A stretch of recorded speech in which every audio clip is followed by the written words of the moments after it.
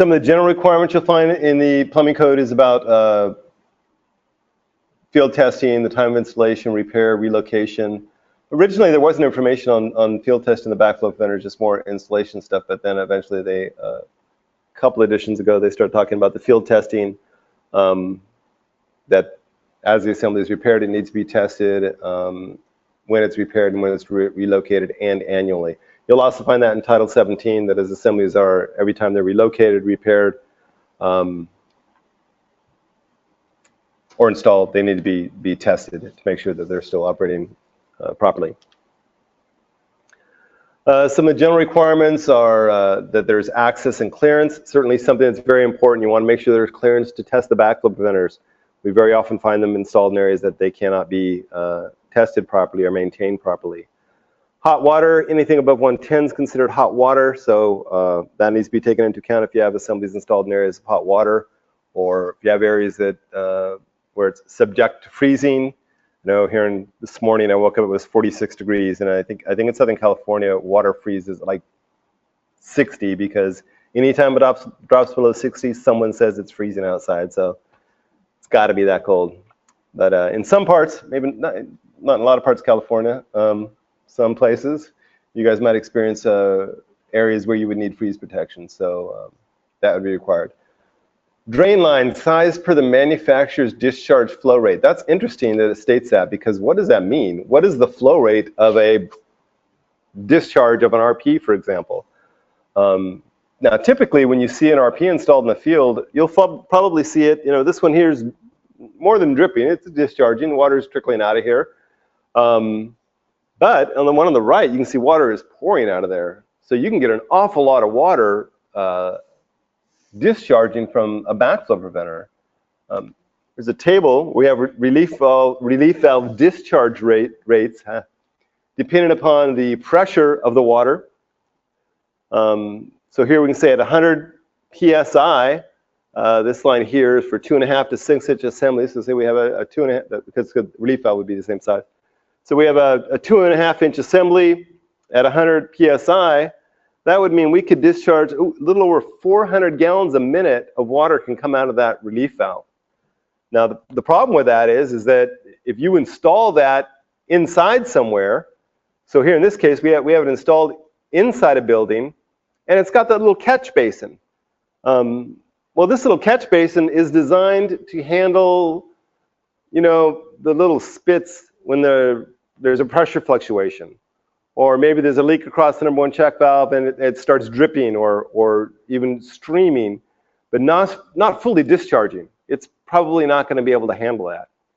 If you need to handle, you know, 400 gallons a minute, is that what I said it was? Or was it 600 gallons a minute? 400 gallons a minute, you're going to need a good-sized drain to handle that much water. So keep that in mind, that relief valves can certainly open and discharge an awful lot of water, not just the small trickle that we tend to find. And probably for the most part, that's what we think. We think water is going to discharge, and probably that's the case. It may be most assemblies out there never actually fully discharge, but the possibility does exist, so that has to be taken into consideration. Now, the situation here, we have one of the catch basins from the manufacturer, which is fine, again, but just to realize what it's for. It's there to catch the spitting or the trickles or, you know, maybe some streams, but not the fully open relief valve. So this will probably catch everything most of the time and take it off to wherever it drains, and that's fine. One of the problems we have with some of the catch basins is if we have something, especially when people just put something together, they attach it, it could get corroded, like in this case, and we could actually even plug up the relief valve. And if not, some people actually plug up the relief valve on purpose. In this case here, they actually bolted a plate over the relief valve to keep it from dripping. Oh, problem solved. And no problem, now a new problem has been created, actually. Problem has not been solved. So there are specific requirements you will find in Chapter 6 about, you know, toilet ball cogs, heat exchangers, irrigation systems, carbonators, hose bibs, talk about hose bib vacuum breakers, and hose bib backflow preventers. Well, that's interesting because they sort of sound to me like the same thing, but they're not. There's a hose bib vacuum breaker. This is designed to, as a vacuum breaker, it's an atmospheric vacuum breaker. It doesn't meet our standard for an atmospheric vacuum breaker because the pressure loss across something like this, because the design is too high to meet our standards for an AVB. But it basically operates as an atmospheric vacuum breaker. Back siphonage should not occur through this. It's designed that way. There is also the hose bib vacuum or hose bib backflow preventer, which is similar, except there's also like there's check valves and then an opening here between the check valves. So, you know, it's not really an RP or even a dual check with an atmospheric port, but that's sort of the general concept. And the idea is that, yeah, if it opened up, then it would allow water to, or air to siphon in instead of sucking in the water. It would actually suck air in. So again, it sort of operates a little bit like an RP, but not really exactly. It's a little bit more protection than a little bit more protection to back pressure.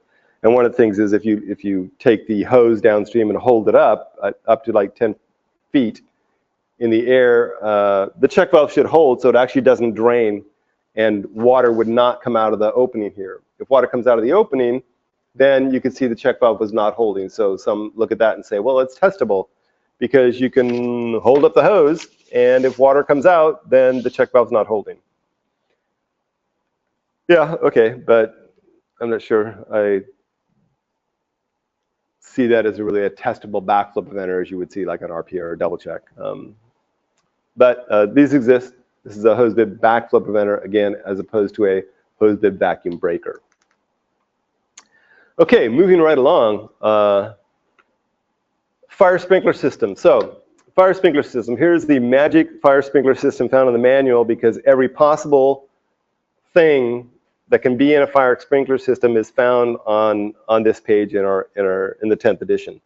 So you see we've got a detector check, and what this is basically you've got a check valve with a bypasser on the check valve with a meter in the bypass. It's not a backflow preventer. A detector check is not a backflow preventer. There's no check valves in the bypass. It's just designed to detect any unauthorized use of water. That means typically fire systems are not metered. When they're not metered, you want to have some sort of way to detect if someone's using the water. They don't meter it because if there's a fire, the water agency is all about, hey, take the water, put out the fire, please. They don't want to have a meter on it. They don't want to slow it down. They want to let them get the water they need and put out the fire. But sometimes when customers find out that there's no meter on it, they decide to use the water for something else. So if you start using your water for either, you know, whatever processes you have on your facility or, you know, washing the car or whatever, then that's going to show up on the meter. So water will flow through the bypass first. Eventually, when the flow rate increases, it would open up the check valve. Similar with the detector assembly. So the double check here would be a backflow preventer, a double check or an RP or a DCDA, double check detector assembly, or DCDA2, double check detector assembly type 2, or RPDA, RPDA type 2. You have a fire department connection where a fire department could pull up here, a truck could connect here to increase the pressure downstream to help put out fire to the sprinklers. So that's a concern because, of course, you could start pumping stuff in here and contaminate the domestic water supply out in the street. Situation here in Southern California several years ago where there was a chemical fire. Someone in the fire department thought, hey, I got a great idea. Let's pump the fomite into this fire hydrant. We'll go hook up the hoses to that fire hydrant, and we'll pull the fomite out and put out the chemical fire. Well, they pumped the fomite into this fire hydrant, and it didn't just go one way, it went both ways and spread throughout the local residential area. And as irrigation systems kicked on in the morning, they had like 2 feet of foam on their lawns, which is sort of a nice Christmassy look to it, but it was not a very potable look. So yeah, when you have a fire department connection, attachments could be made and there could be problems. There's a flow alarm, sprinkler heads, on-site hydrant maybe, a well or unapproved storage, some sort of auxiliary water supply that could be used. So these are some things that you would be looking at when you look at fire sprinkler systems. Fire sprinkler systems, like anything else, we're looking at the 3 things you'll find in chapter 3 of the 10th edition. What's the degree of hazard? Is it a health hazard or non-health hazard? Is it under pressure? Would you be protecting against back pressure, back siphonage? In this case, you're almost always going to have back pressure, especially if you have sprinkler heads. It's yeah, you'd have back pressure just because of the elevation. And is it under continuous pressure? Yes, it's under continuous pressure. So it's under continuous pressure, it's back pressure now. Question is it a health hazard or a non-health hazard? That becomes a question. So some of the things we want to look at, what is the piping? Is it non-potable piping? A lot of piping in sprinkler systems is non-potable. It's black iron piping. It's not really meant for use in potable drinking systems. There could be the fire department connection that we saw there, the Siamese connection, where a fire department could hook up pump fomite in there. So that would be something that could contaminate the system. There could be auxiliary water supplies. There could be additives like ethylene glycol, antifreeze could be used there, which could also be, again, a health hazard if you get it into the drinking supply. So these are things you would look at a fire sprinkler system. So Title 17, Table 1 says you can use a double check if you have an auxiliary water supply on the property that's not connected to the fire system or to the drinking system. Okay, you would have to use an air gap if the auxiliary supply is actually physically connected.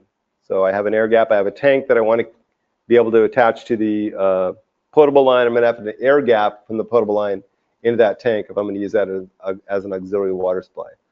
A double check would be for elevated storage, or if there's recycled water on site, again, not connected, but on site, a double check would be needed.